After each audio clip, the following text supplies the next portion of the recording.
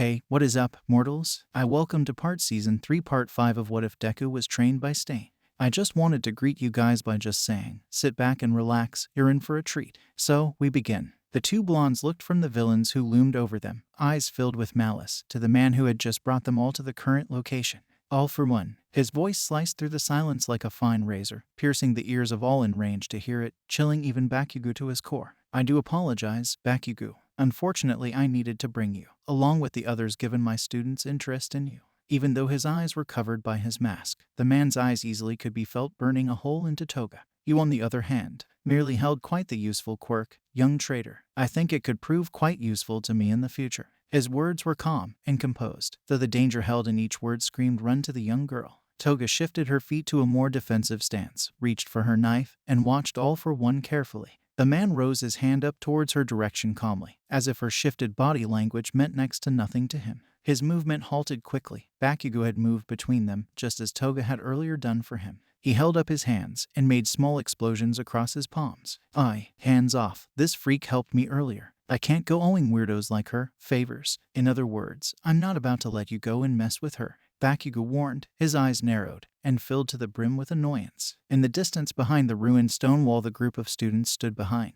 Izuku's own eyes widened. Such a bloodthirsty villain had helped Bakugo. All for One had called her a traitor alongside Bakugo's own statement, so this was likely confirmation. He wasn't positive on exactly what her reasoning was to help, but for now it seemed as though it was to help Bakugo. So that meant also one more ally for the time being. Sadly, it did seem as well, though, that she could also use saving right about now, not just Bakugo. Izuku was proud of his friend for stepping up to be more like a true hero. He would be lying, though, if he said he didn't prefer him not get into further danger before they could actually help him. But he was proud nonetheless. Back with the main action, Toga slowly shifted more behind Bakugo. She looked up to the man the young boy shielded her from. He was someone she knew she stood no chance against. If he wanted to target her, she definitely would need the help.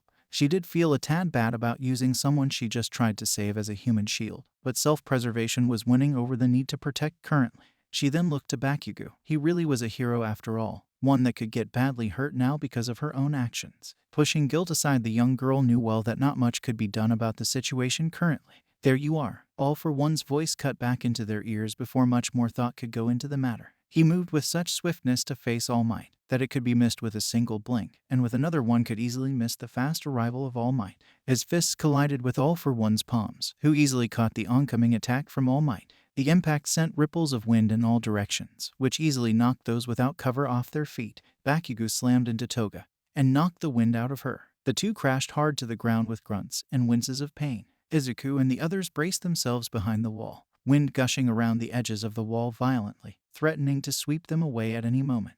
Upon the wind dying down, the students peeked back out. They watched the scene further unfold in hopes All Might had just fixed their major problem.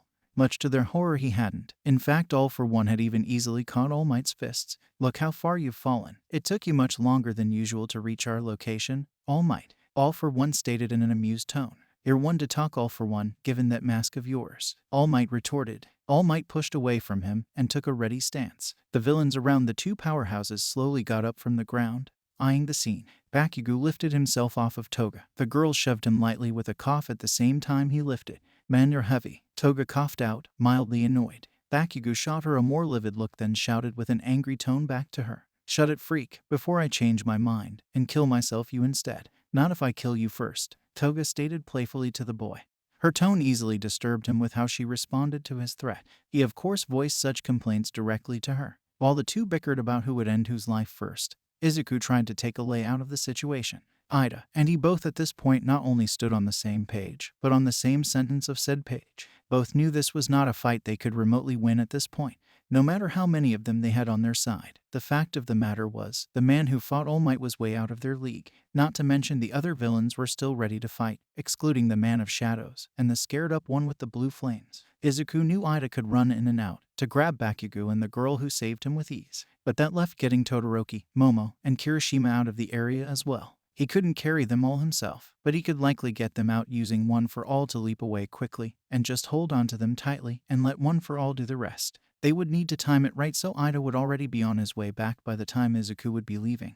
This way neither one exposed the other before they could get away. Izuku looked to the others, who slowly looked back to him from the scene hoping for a plan. As Izuku went to inform them of said plan, an explosion-like pulse set off back at the battlefield, their attention once again pulled back to the fight. The space that All Might had once stood in as he fought All for One now laid empty. Their eyes tailed the path coming off of the spot towards a building with a large hole now at its center. Shigaraki, claim your prize, seek your revenge, and leave. This is no longer a place for you to dwell in any longer, he declared, much to Shigaraki's dismay. But unmaster, his voice was cut short by a kick to the face from a bulky yellow boot, knocking the hand he kept as a mask on his face to the ground. Gran Torino, who now stood on the villain's face for a moment, then back-flipped off in time with All Might's return to the battlefield.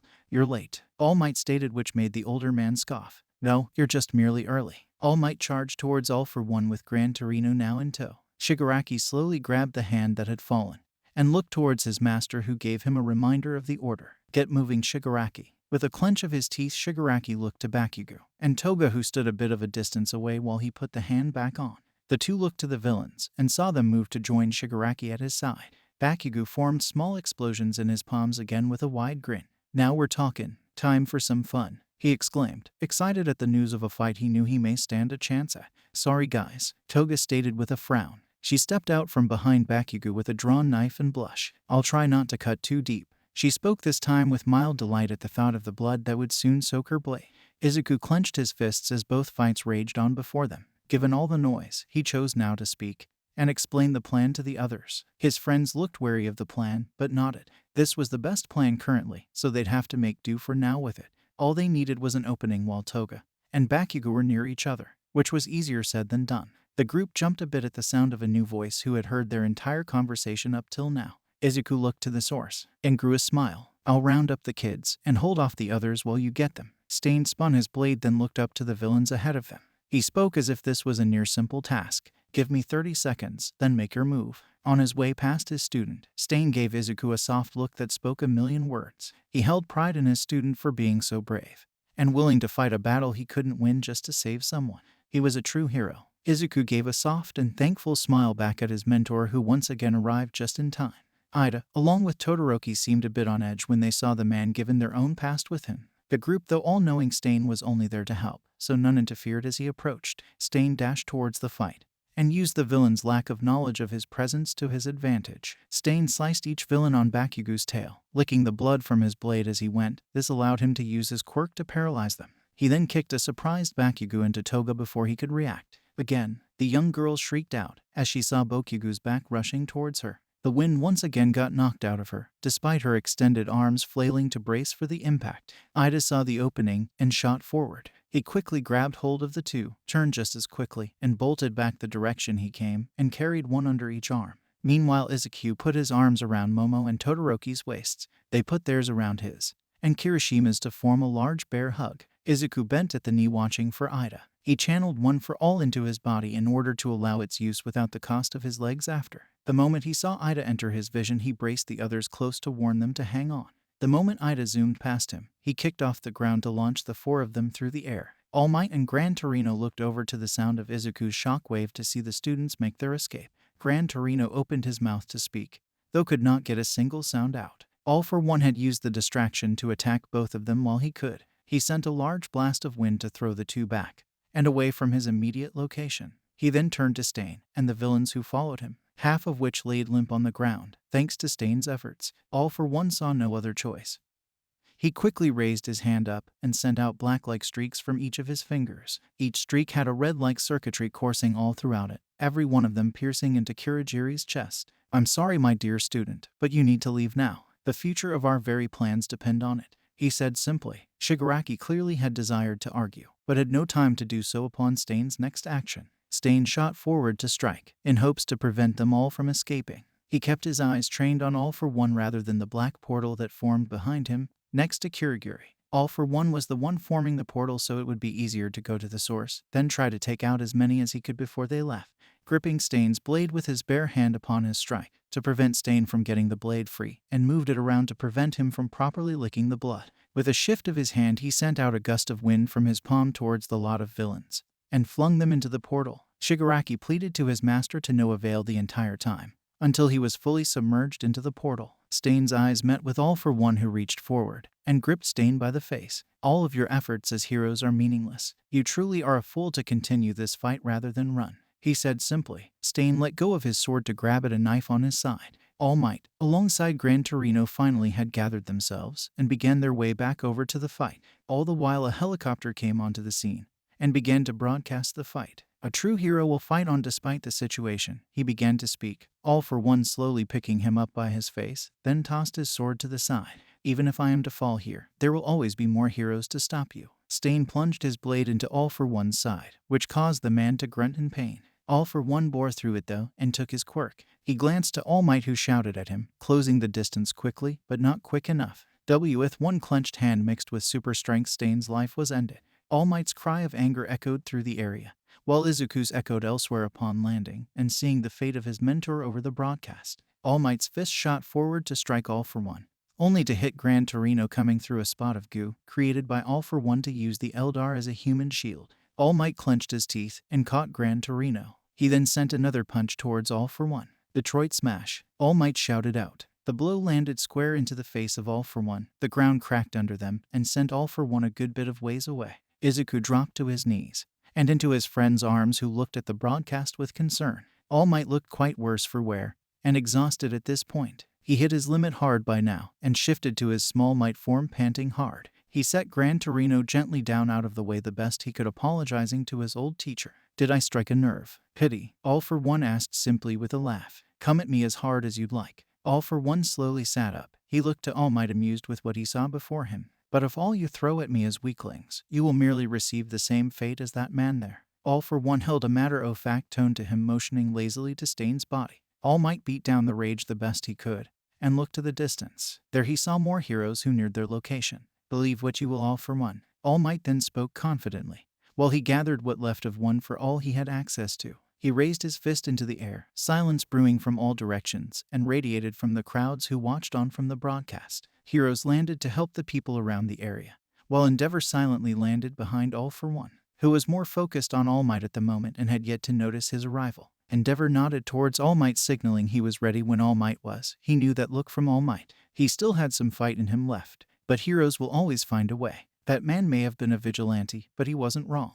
All Might clenched his fist and forced himself back into his full form again. There will always be heroes, and with enough determination and will, he channeled all that of what he could to his limbs and continued on to talk. His memories flashed to that of his young student, Izuku. Anyone, he reared his fist back, can become a hero, he declared, and shot forward. All For One moved to brace the force, only to be struck in the back by flames. He shouted in pain, but dared not to turn from All Might. United States. All Might began to call out, swinging his fist forward. All For One met it head-on with his own fist at the cost of said hand, but activated his impact recoil, shredding All Might's own fist. To his surprise, All Might's arm shrunk down to a small Might form and caused its total destruction. His other arm, that gained streaks of electric charge, looking red streaks. He brought his fist under All For One's arm. The blow landed perfectly for a surprise strike, finishing him with All Might's finishing move of Smash. A large pulse of a shockwave sent All For One flying through the air and hard onto the ground below. He laid limp there, unmoving